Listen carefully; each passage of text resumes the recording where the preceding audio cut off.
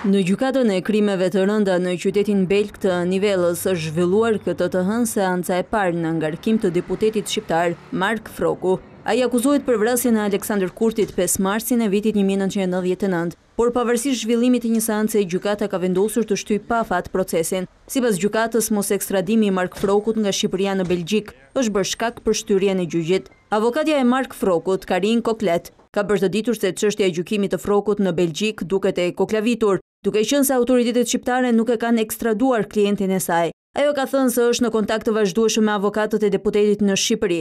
Sipas saj është e papranueshme që një person të gjykohet për të njëjtën çështje në 2 vende të ndryshme.